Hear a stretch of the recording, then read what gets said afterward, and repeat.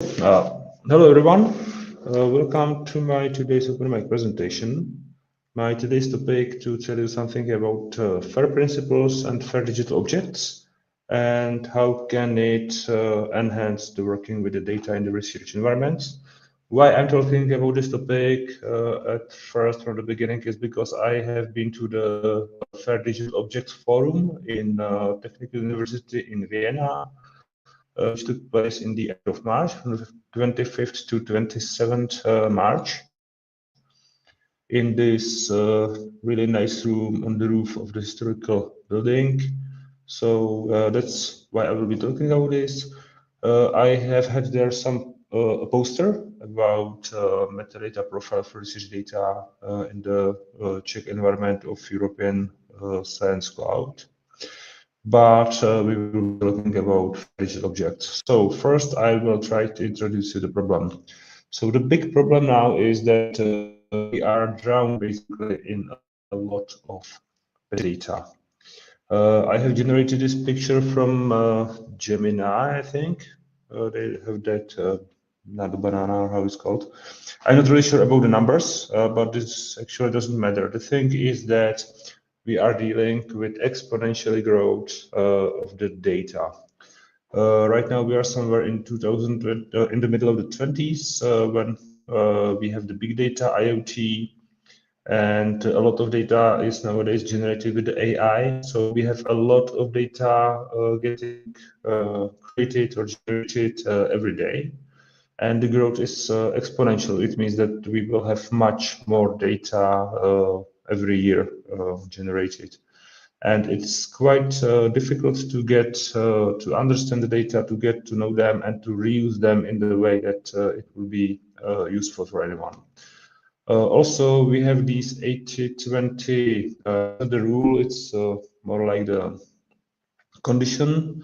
But researchers right now, according to some research, according to some polls, some research, 80% of researchers work with data is cleaning data, finding the proper data, looking into the data if it's usable, if it contains all the information they need, and only 20% of the data is the actual analysis.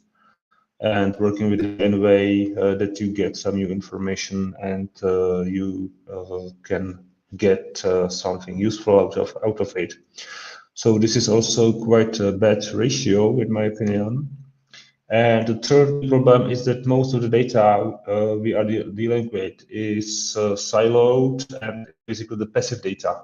If I talk about the passive data, we will also be talking about active data, which is something we want to achieve.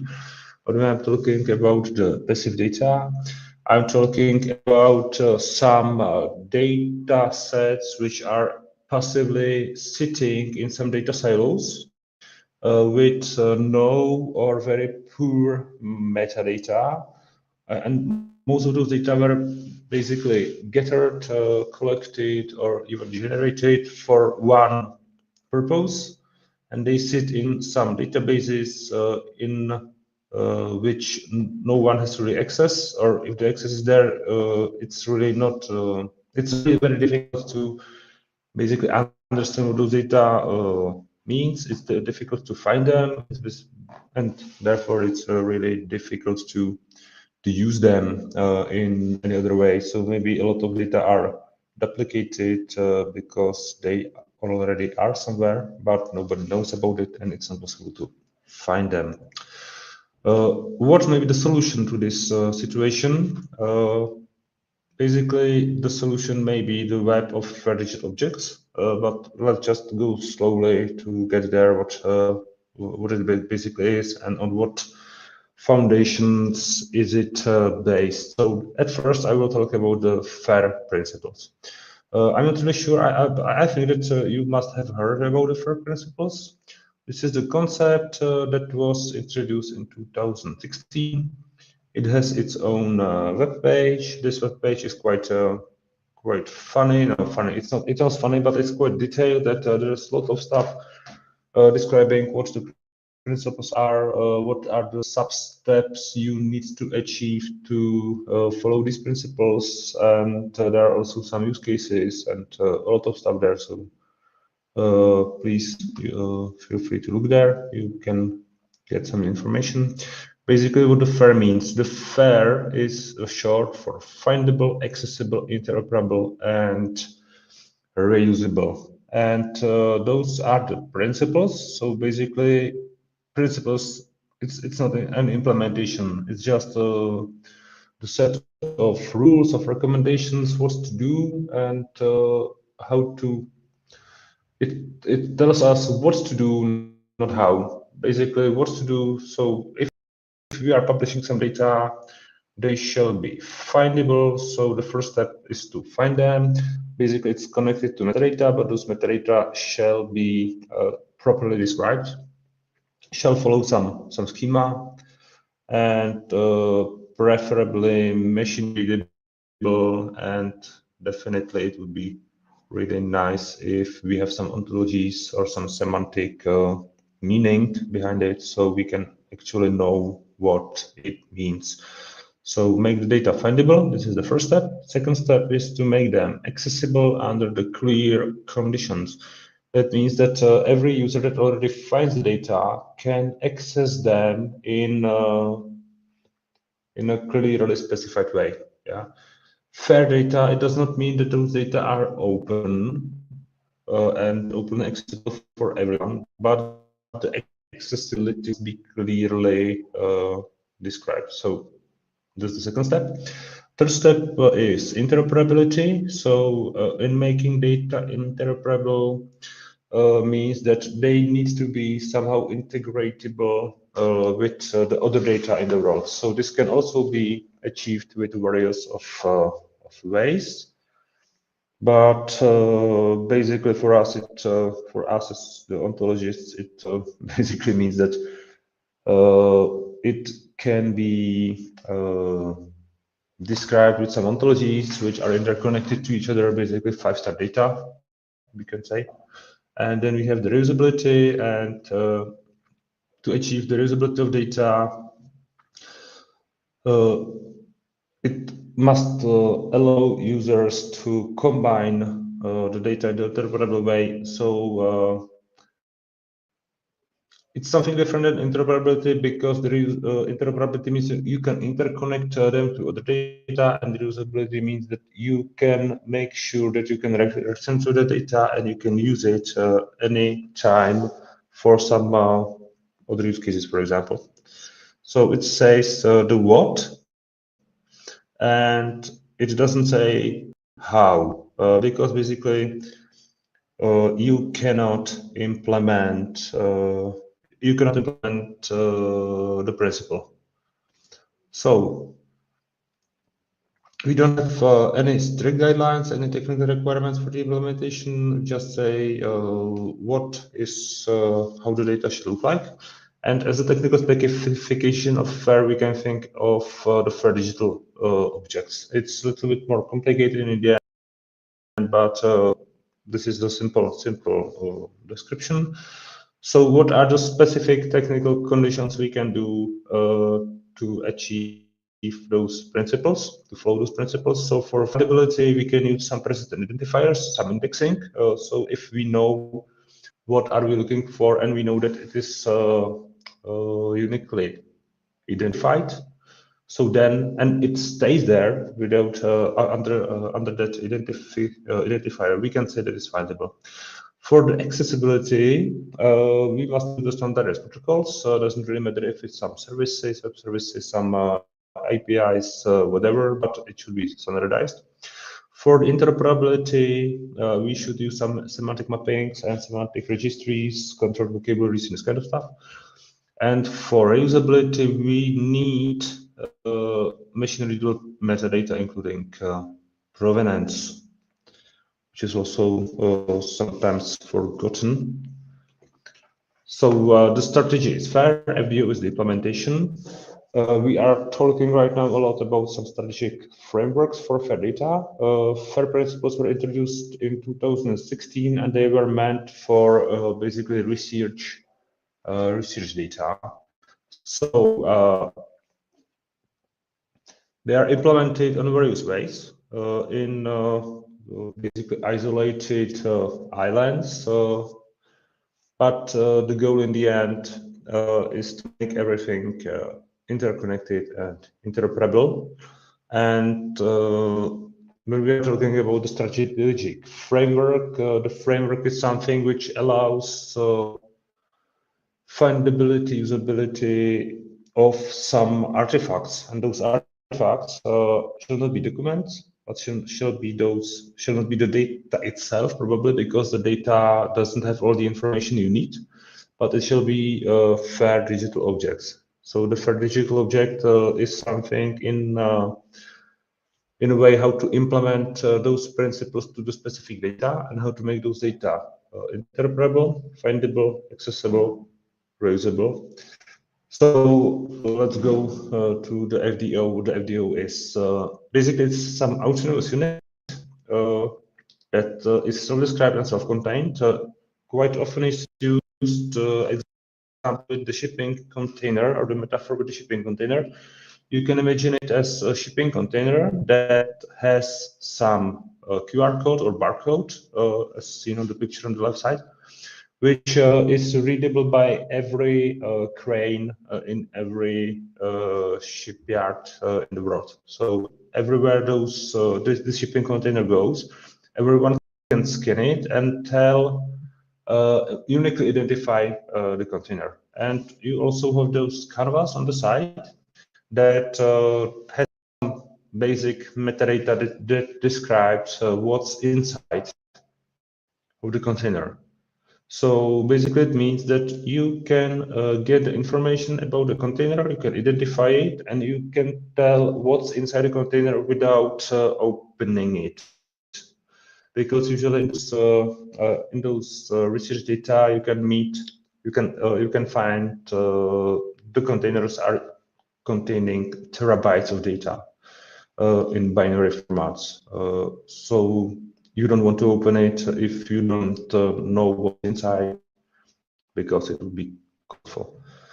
And the shift in philosophy here is that those data sets are not sitting somewhere in the silos waiting to be discovered, but they are actively floating in the digital ocean and telling everyone what they are and what they contain. So it may be easily reused in a machine readable way.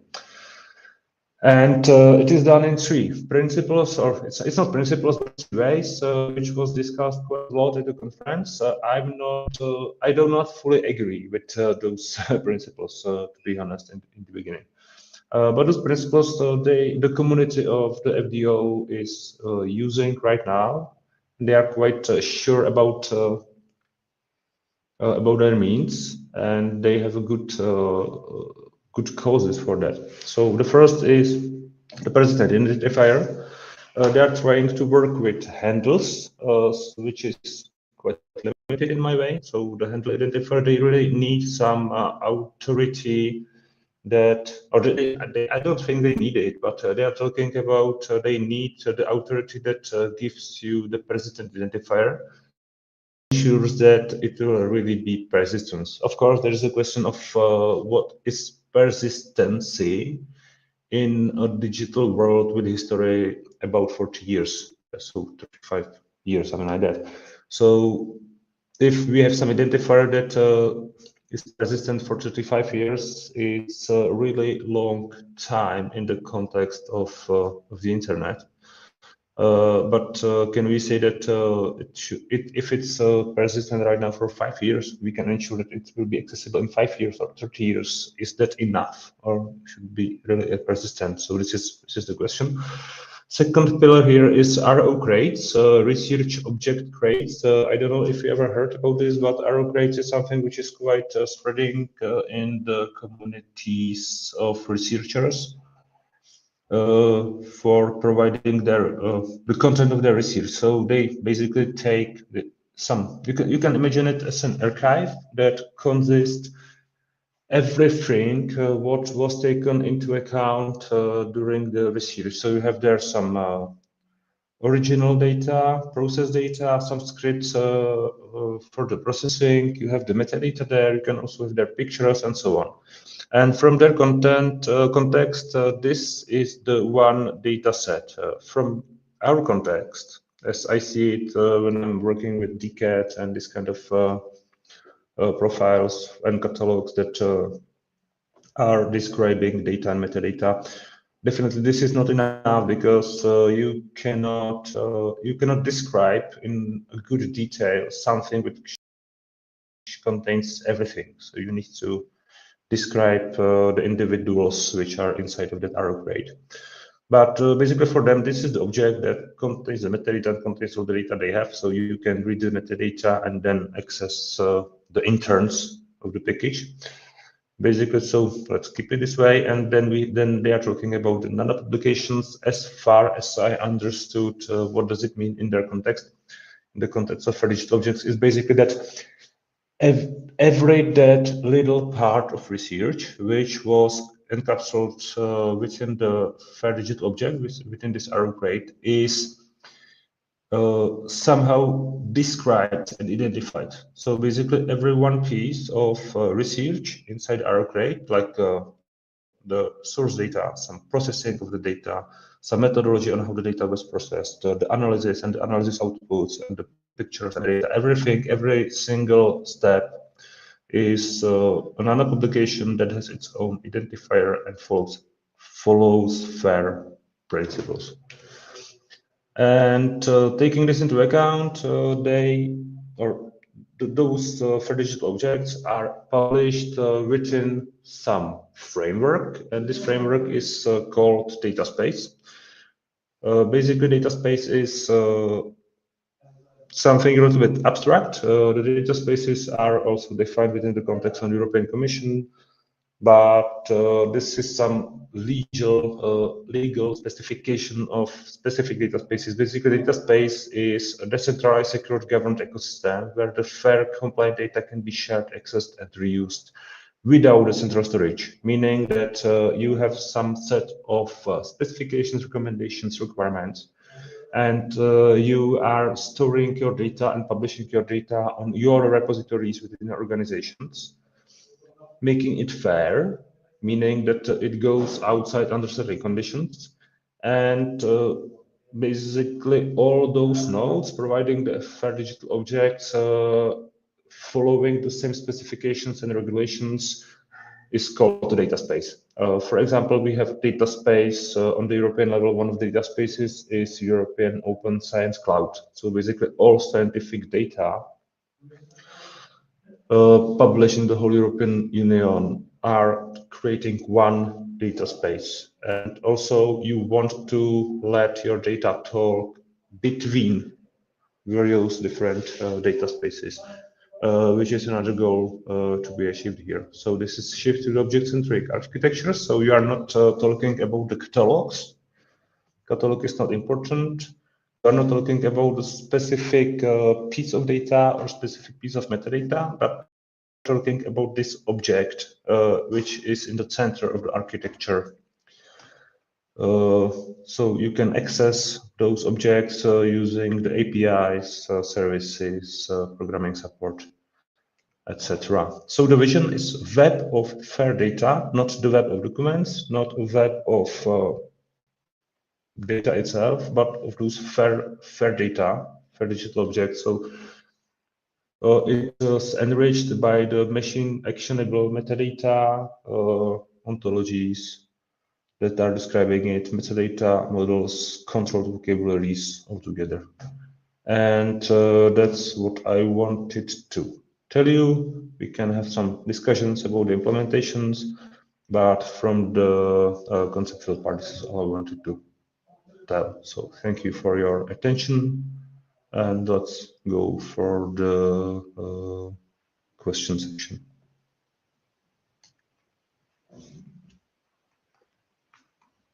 So do you have any questions? Okay, I do. You were talking about the persistent identifiers. I know of a bunch of services or ways of using persistent identifier, including DOI, W3ID, plural. Do you have any preference? I remember that recently there were some issues with plural. I think it was down, or it had issues with the certificate. So and DOI I have always seen main only for.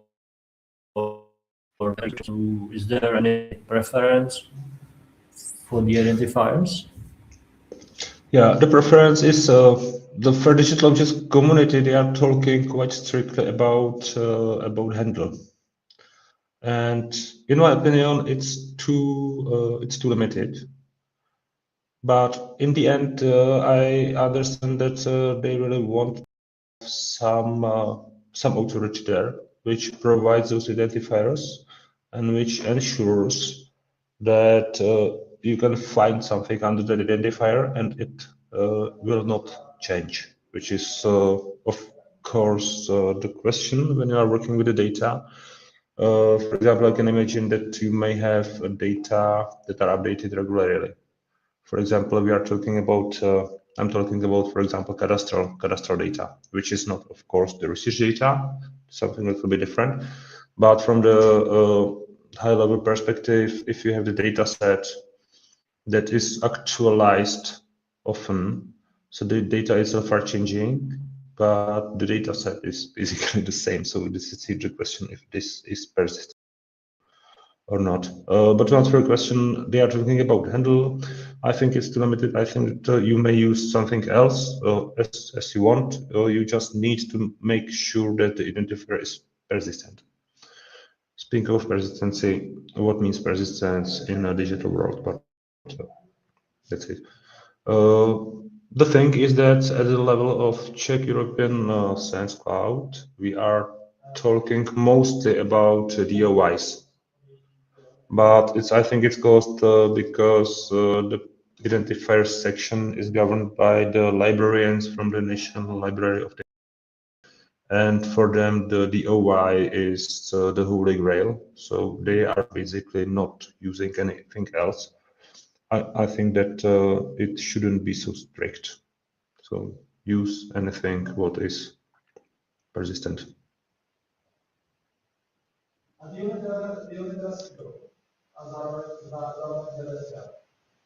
Did it answer your question?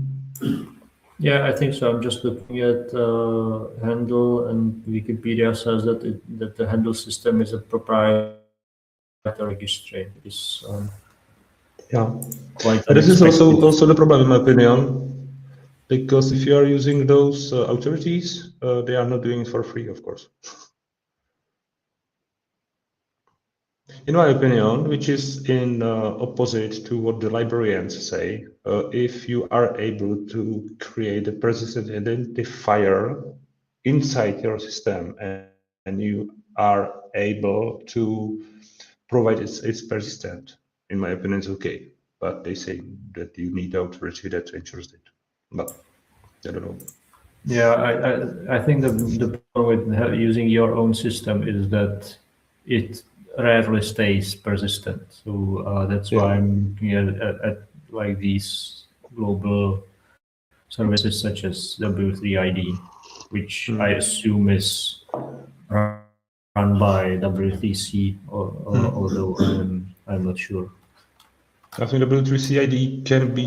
I'm not sure how persistent it is. It's also the question is the persistence, because I think that in the 35 years history of the internet, what time is enough to be persistent? Yeah, I know, but I mean, my experience is that as soon as you use your own identifier, it rarely survives longer than the project in which you created it. Yeah. Yeah, maybe this could be done on the side of, for example, the research facilities like universities or something like that. Yeah, so, yeah, but yeah, okay. So the W3ID is actually managed by the W3C, so that's so possibility. Yeah. I'm not really sure about the handle. I'm not. I don't know much about handle, but definitely it's preferred now by the FDO community. Okay, some other questions from the audience? Maybe for me, maybe it's um, I wanted to ask if there was some work presented there, not just regarding the principles and how to like systematically improve publishing of data, but was there Yeah. a work which was for like let's say like something like indexing these data with current level of metadata and accessibility and fair principle Yeah. Yeah. The compliance. thing is that most of the conference itself, it had 3 days, and also the pre-conference day, which was focused on some practical examples and practical solutions. But I wasn't there for this pre-day because it would be too long to stay in one place at the Mhm. conference. So the first day was basically about the policies, about there are people from some continental nodes, like one for Europe, one for North America, one for the whole Africa. They have also some big frameworks in which those principles are shared. And then the big issue was the security of the data. Funny because one who was talking about security was one guy from the Huawei company, which is basically counted as the security risk in the European Union. And the second day was about the practical implementations, and there was a lot of people from universities and also from some commercial companies like Siemens, for example, which is working a lot with fair data for digital objects.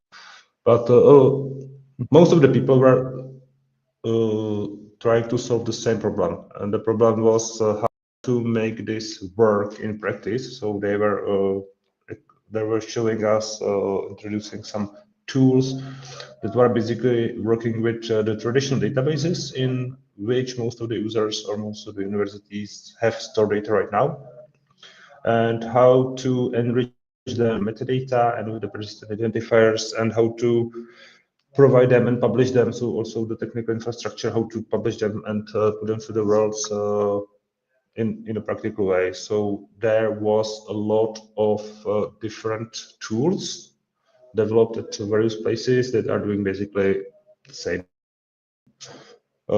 Some of them were trying to create one tool which is covering it all, the process. Some were just focusing on its specific parts, like for example, creating the specific metadata profile that fits the needs of your data while staying fair at the same time. And some were just looking for the ways how to reuse the FDOs, the digital objects, if they actually exist, and so on. So yes, there were some Mm.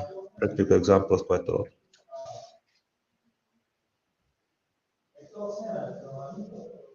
Okay, thanks.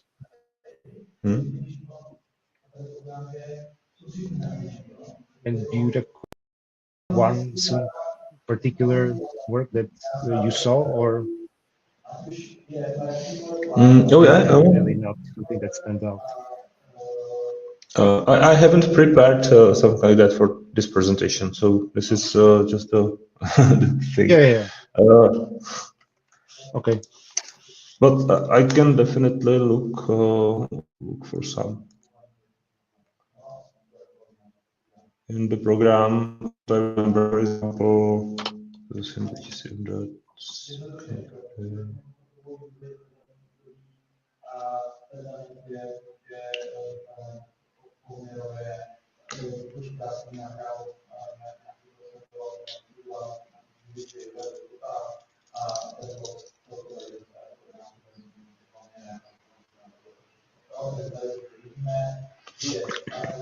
for example, yeah, this was quite good. It's true. For example, there was this guy Tobias Kuhn, and he came with some tool that is aligning those fair digital objects within another publication. So basically, the researchers I have encountered here, here also here in the Czech Republic, the researchers, for example, from Hayrovský Ústav of Biology, they are doing some experiments that they take some biological samples and they process them in some way, and then they make the picture with the microscope, and then they do some other stuff. They take another picture and then they make the analysis and so on. And to make the data reproducible and reusable, you need to provide all this information as one digital object, but you need to specify all the substeps and describe them in the same way. And this is taken as a challenge right now, because when you are using the traditional way of describing the data, it's quite difficult to stay on the top level and at the same time go deep in this process to describe the really detailed stuff about the process on the metadata level. And this is done basically with the nano publication. So this is I'm not really sure if it was like a tool or maybe a methodology, and this tool was one of the examples how to do it. But this Tobias Kuhn, he introduced how to specify those simple lowest level parts of the data and interconnect them and identify them following the first principles. The thing is that it's not definitely done yet. It's not complete. And the problem there is that how to identify them and interconnect them in a specific way. But this was one of the interesting. Yeah, as I said, I haven't prepared some specific example for this presentation, but they were more. Thank you.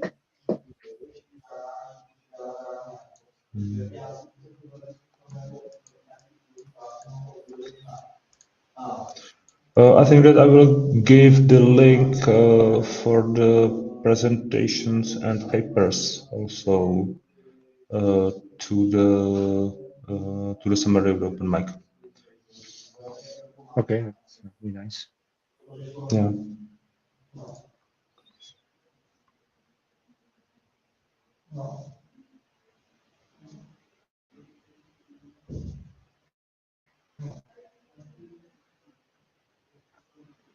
Okay, so some other questions here? Well, maybe I have one more, but I don't know if it's very relevant. So if you don't find it relevant or you're not familiar with some of our previous work, then you can skip it. It's we did this SPO summary, the subject property object summary. Basically, the implicit is extracting the implicit schema of datasets, but datasets in RDF. So was there something like that that tries to like read JSONs or CSVs or any other format and tries to extract the explicit schema for the purpose of indexing, let's say? Yeah, if I understand the question correctly, so this basically if there are some approaches to convert the data to SPO approach or RDF, something like that. More generally speaking, not just SPO, because SPO is specific for RDF data where you have subject, predicate, and object. But maybe the equivalent of an SPO would be SPO summary for, let's say, a CSV table or table data would be the columns and let's say their format. Yeah, I think that maybe in some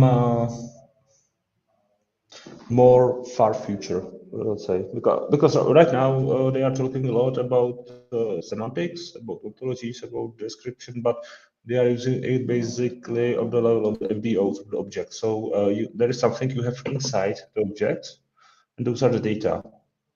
And the data are basically kept in a way it was provided.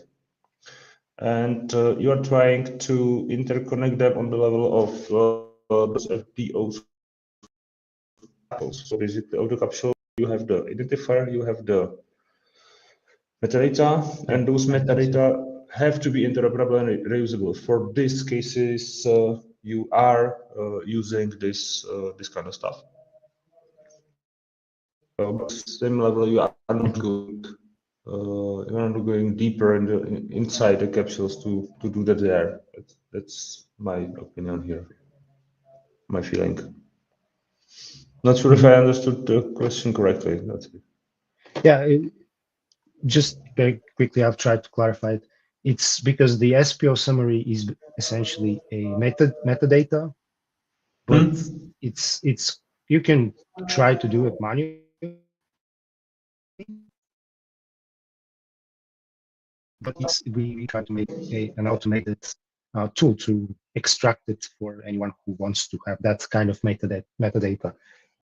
To me, important metadata, because if you don't know what's in the data, you want to see like the implicit schema and see, let's say for a table, what kind of columns and what are the type of the values. And for RDF data, obviously you want to see kind of what is the pattern of the data, what is the graph pattern of the data, and also see the types and things like that. So I was interested if there was some work that focuses on extracting more, maybe in more general terms, extracting some summaries from the data itself for the purpose of metadata. I think it's the approach of the FDOs, because the FDOs, the problem, or the general problem in data right now is what I have had in introduction, that there is a lot of data which are generated, and those data are basically huge. And also a lot of data we are talking about right now are something like the terabytes of binary data. Yeah, because a lot of those data are from some sensors, and lots of them were created with some specific tools, and the data is just it's just a big binary file. And I think it's quite difficult to extract something from that just into the metadata. But not sure about this. Okay. Thanks. Yeah, but the thing is that